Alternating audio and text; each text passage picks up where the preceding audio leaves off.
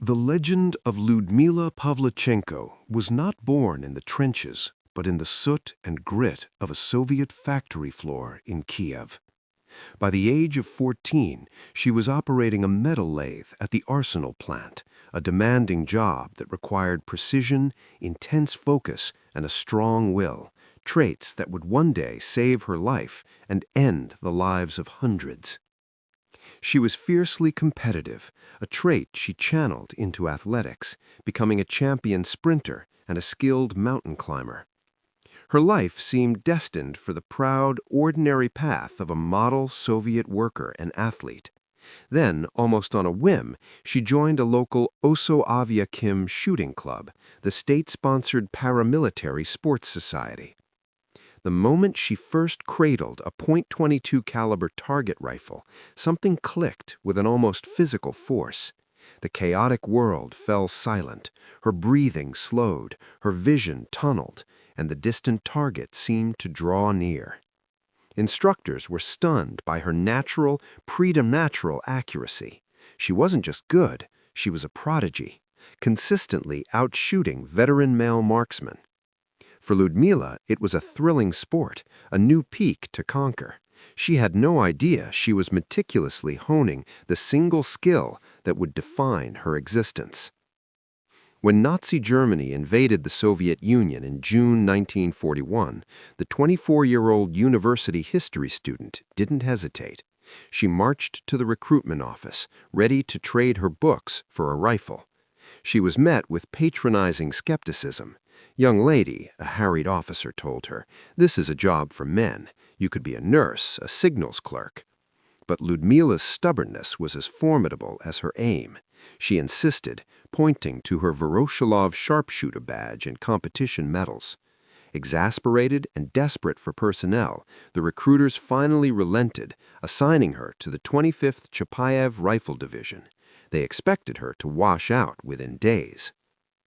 The training camp was a brutal equalizer of mud, exhaustion, and harsh discipline.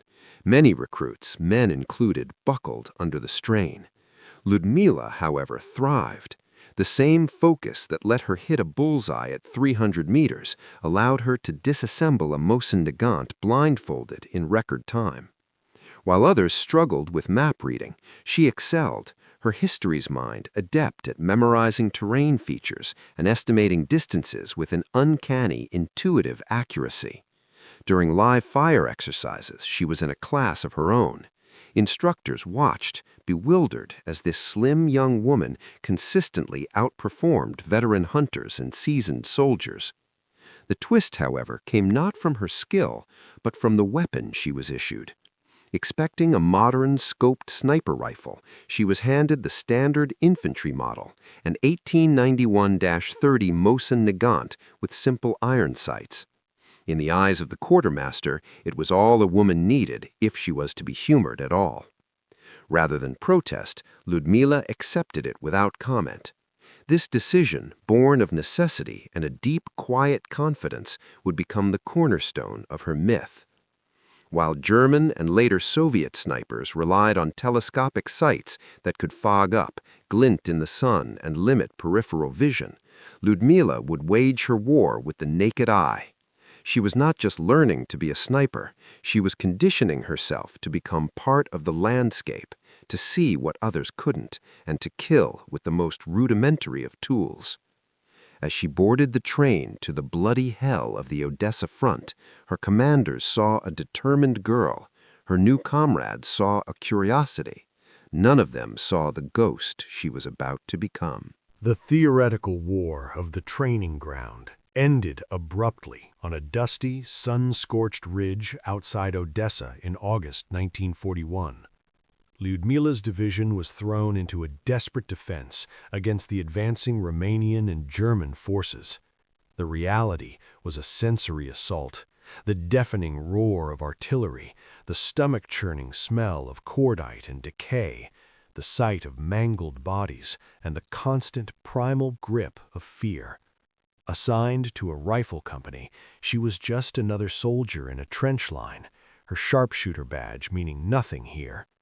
Her first shots in combat were not the clean, calculated poles of the range, but frantic defensive fire at distant advancing shapes. Disorientation threatened to consume her.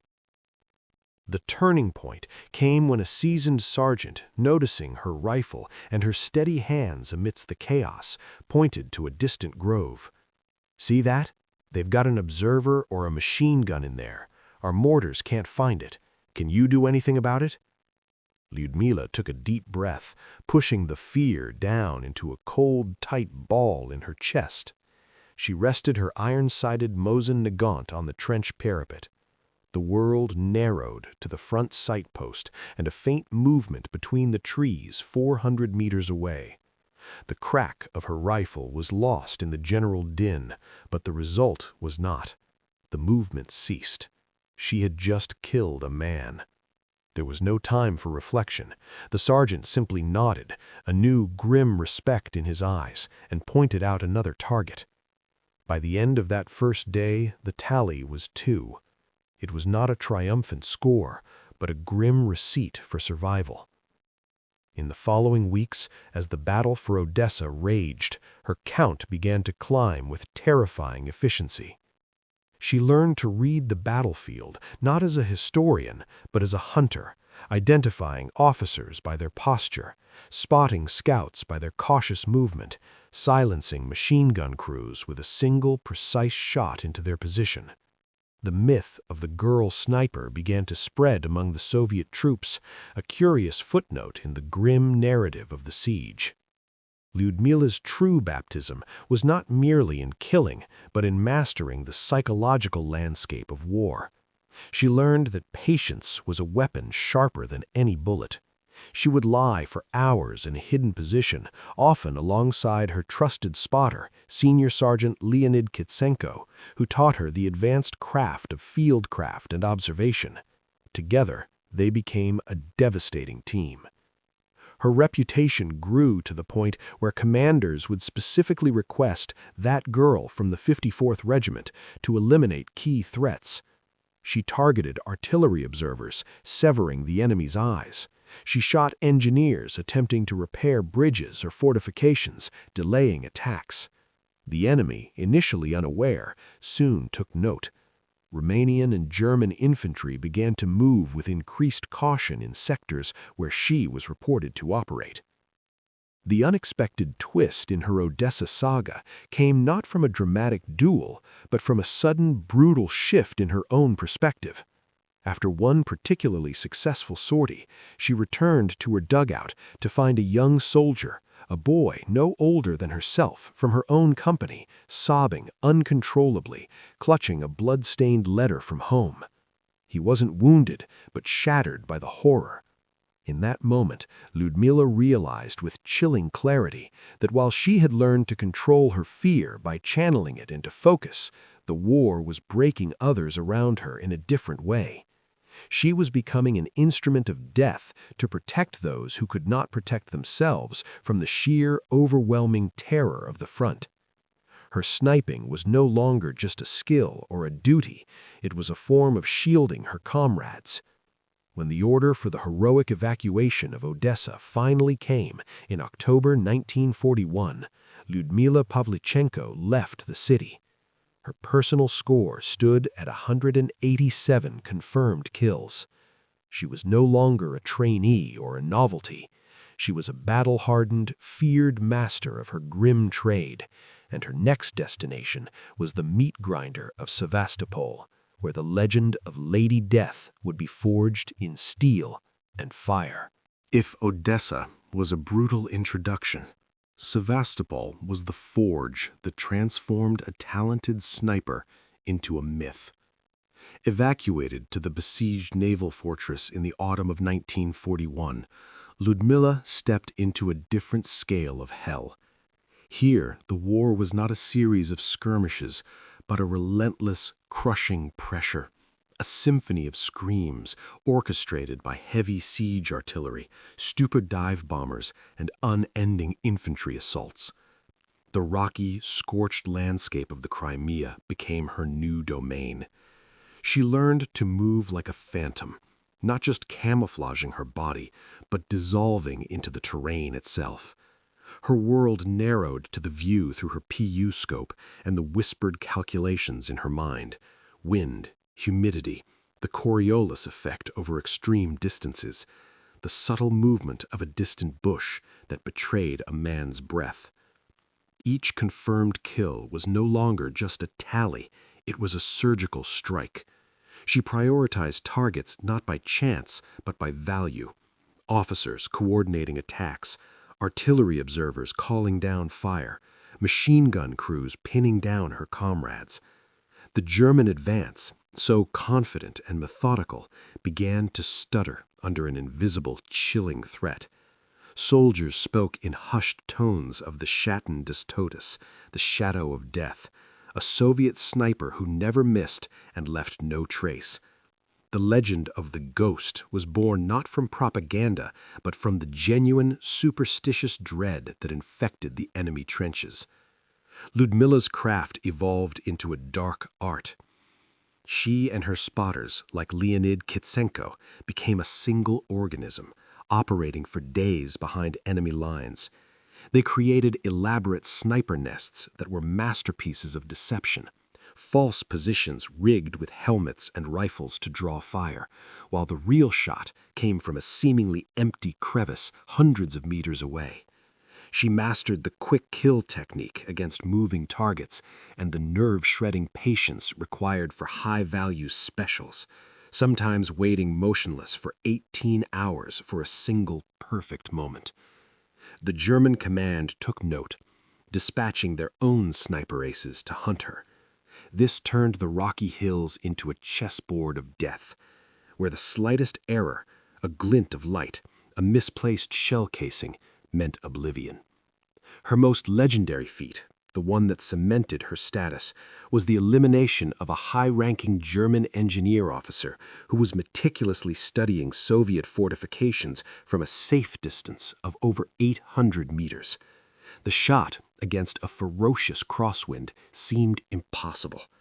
When the officer fell, the German panic was palpable.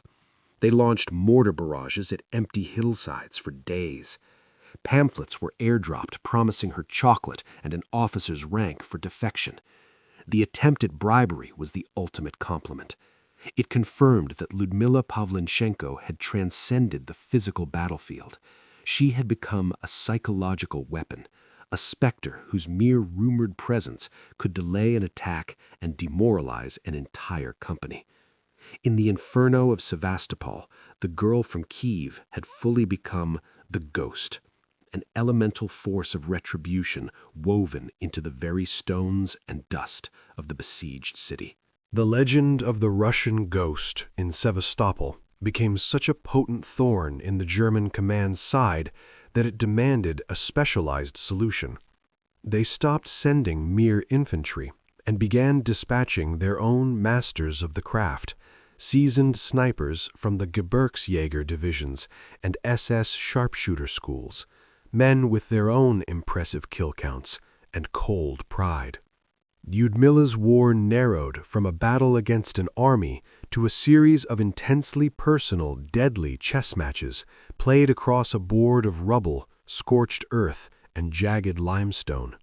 The first sign was often an unnerving silence on a previously active sector, or the chilling discovery of a fellow Soviet sniper felled by a single, too-perfect shot to the head.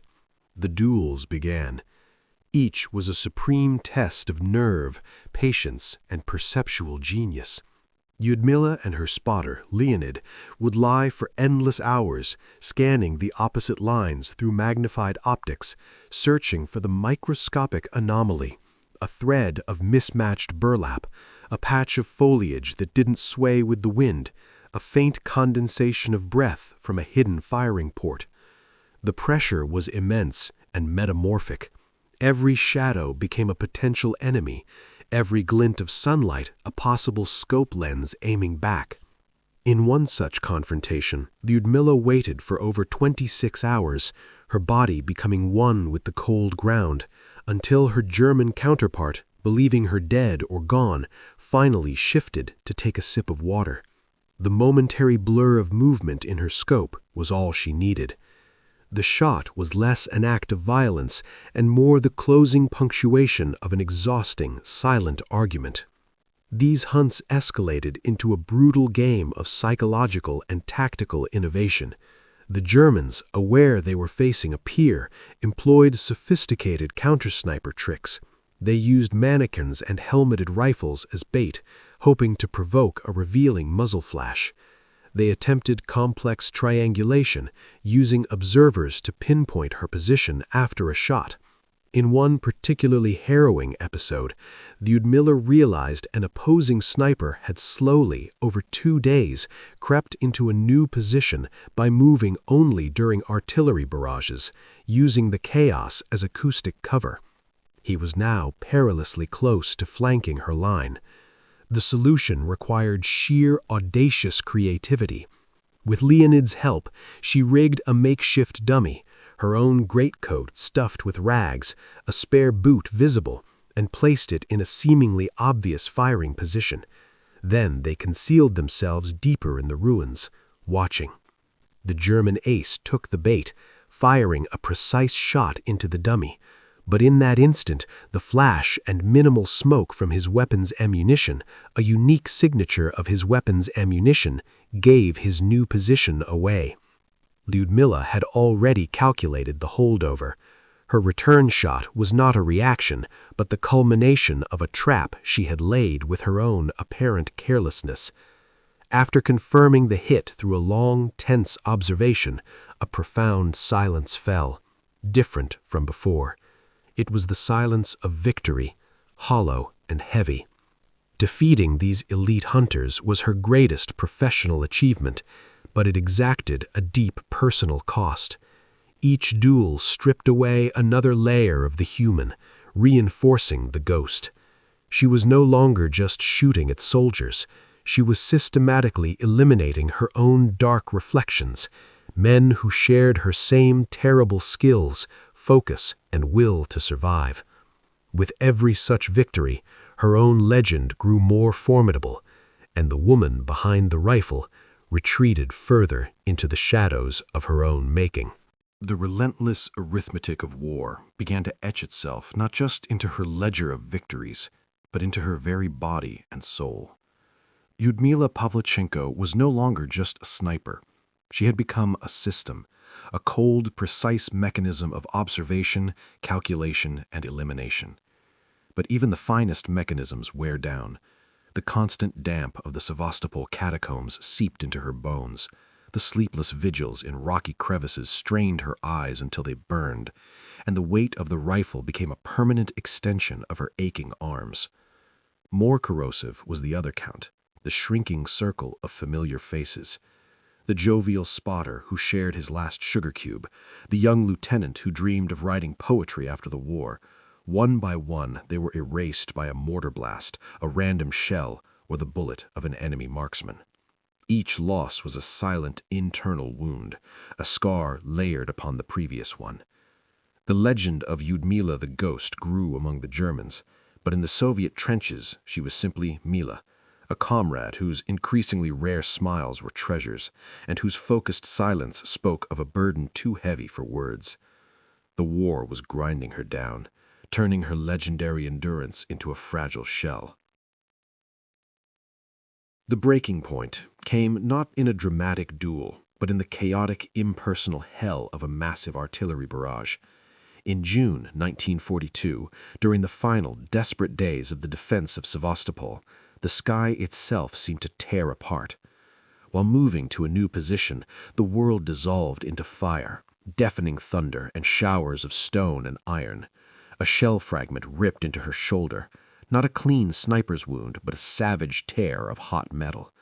The pain was a white-hot explosion that shattered her famed composure. As she was carried to the field hospital, the screams of the dying and the earth-shattering explosions fading into a muffled roar, a terrifying thought pierced the haze. Her rifle was gone. The instrument of her will, her purpose, her identity was left behind in the mud and rubble.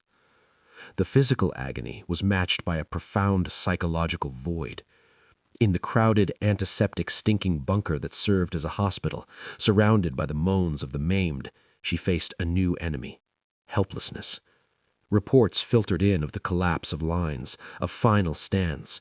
She felt she had failed, abandoned her post at the most critical hour.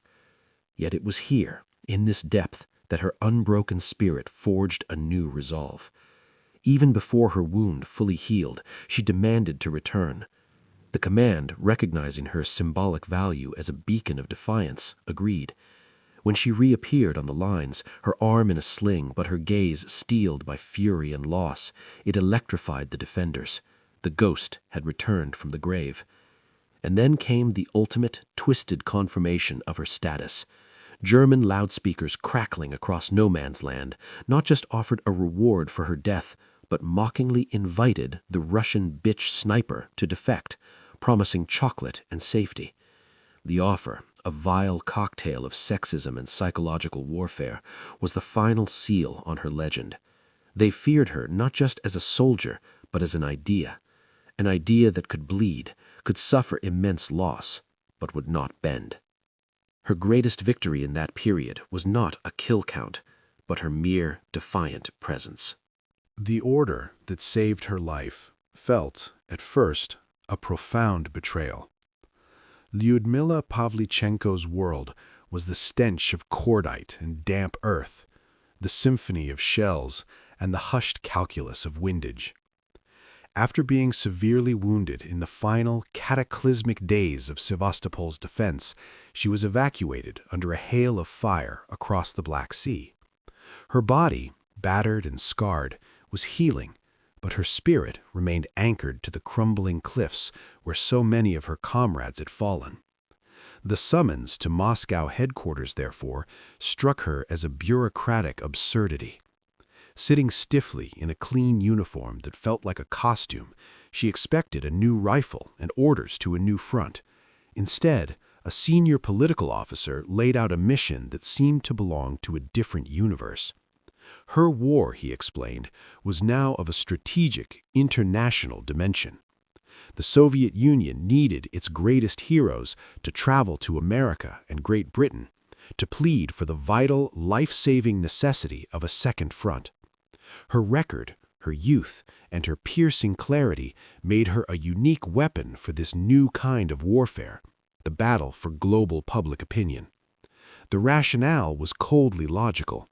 A dead hero is a martyr, but a living, breathing legend is a geopolitical asset. Yet, as she accepted, a part of her recoiled. It felt like a retreat, a sanitization of the brutal, intimate truth of her war. She was being asked to trade her trusted Mosin rifle for a microphone, and the respect of her fellow soldiers for the adulation of strangers in a land untouched by war. The transition was a disorienting voyage into a surreal mirror world. Stepping off the ship in Washington, D.C., the sensory assault was profound. The overwhelming silence, broken not by artillery, but by car horns and chatter. The obscene abundance of food and consumer goods in shop windows. The bright, untroubled lights of a city sleeping in peace. The physical wounds that still ached were now invisible next to the deeper psychic whiplash. The military precision of a sniper's stalk was replaced by the exhausting, chaotic schedule of press conferences, luncheons, and rallies. Journalists fired questions instead of bullets, their inquiries often fixating on her nail polish or feminine feelings rather than the tactical realities of urban sniper warfare. She wore the elegant dress provided for her like a foreign armor, her hands, accustomed to the smooth grain of a rifle stock, now awkwardly holding teacups. The role felt like a performance, a pantomime of her own legend. Yet, within this discomfort, Lyudmila began to perceive the immense power of this new platform. She saw how her mere presence, a young, soft-spoken woman who spoke of distances and wind factors with the calm authority of a professor, shattered every stereotype of the Russian bear. The horror contained in her simple, factual statements about the war carried a weight that polished diplomatic speeches lacked. She was not a propagandist repeating slogans. She was a living witness, a scarred testament to the scale of the suffering and the ferocity of the resistance. The battlefield had shrunk to a stage, but the stakes, she realized with dawning clarity, were just as high. Every word was now a bullet, aimed at the conscience and political will of the most powerful nations on earth. The ghost of Sevastopol had been extracted from the ruins only to be projected onto a global screen, and she would learn to weaponize her story with the same ruthless efficiency she once applied to her aim. The grand tour culminated in a Chicago stadium, pulsing with a crowd of thousands, a sea of expectant faces waiting for the Soviet legend. Lyudmila stood backstage, her palms damp not from the fear of enemy scopes, but from the terrifying openness of the podium. The tailored suit she wore felt like a stranger's skin. For weeks, she had endured the condescension of journalists, more interested in her skirt length than her kill count, smiling through gritted teeth at banquets where war was an abstract concept discussed between bites of steak. She was a curated symbol, a poster girl for Allied unity, and had chafed against the raw, unvarnished truth of Sevastopol's ruins and the smell of her comrades' blood. That night, as the introductions echoed, a cold resolve hardened within her. The scripted diplomatic speeches prepared by minders were forgotten. She would not beg, she would not just share facts, she would weaponize her truth.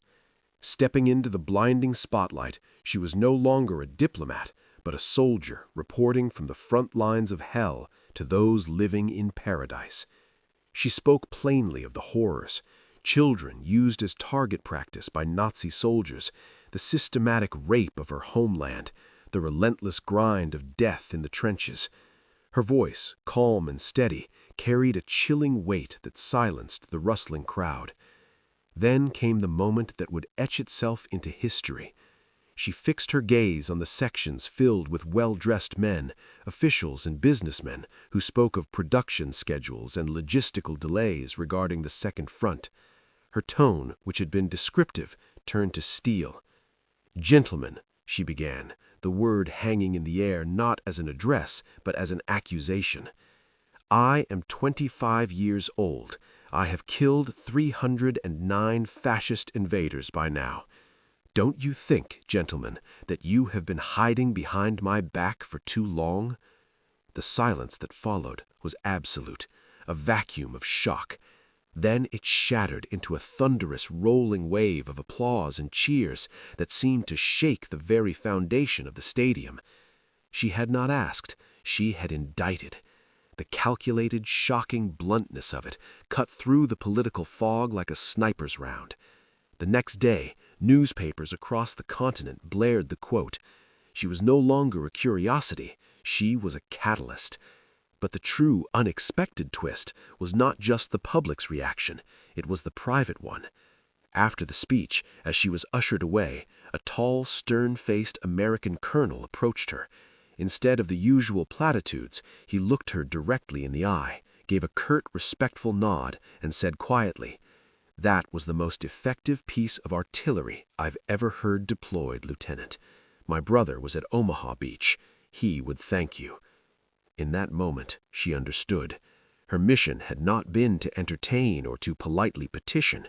It had been to shatter complacency, to make the distant war personal and urgent.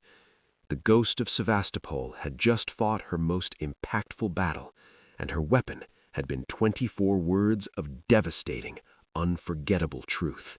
The war ended, but for Lyudmila Pavlichenko, the silence was the loudest sound. The roaring crowds of America faded, replaced by the subdued atmosphere of a Moscow university where she pursued a degree in history, as if by studying the past she could somehow compartmentalize her own.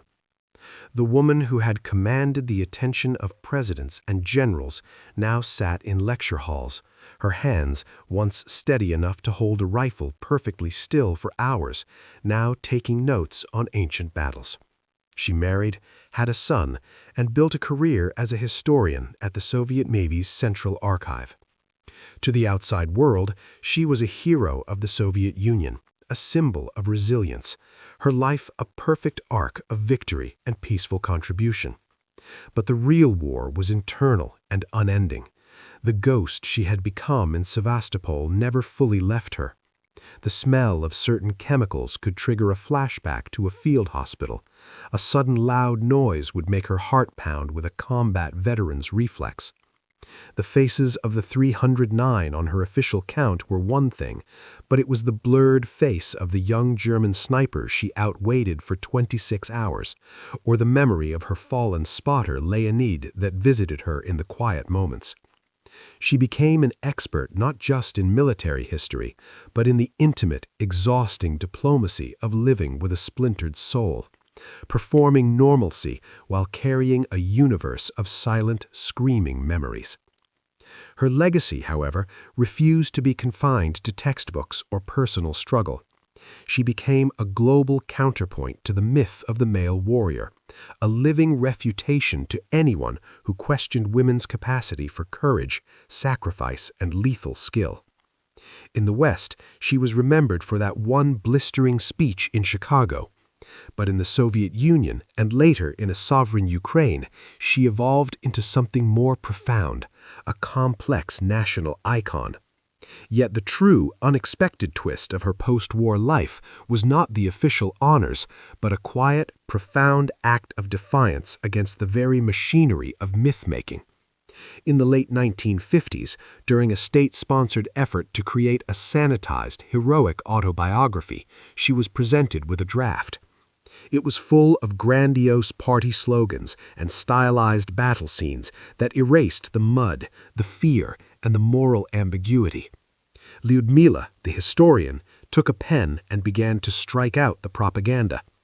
In the margins, she wrote detailed, gritty corrections about the paralyzing terror before a first shot, the guilt that followed a kill, the raw, unheroic grief for friends. She insisted on the truth of experience over the polish of legend. This unpublished, annotated manuscript became her most private and powerful legacy, not the myth of the fearless ghost, but the testament of Lyudmila the human being who did extraordinary things while enduring all too ordinary pain.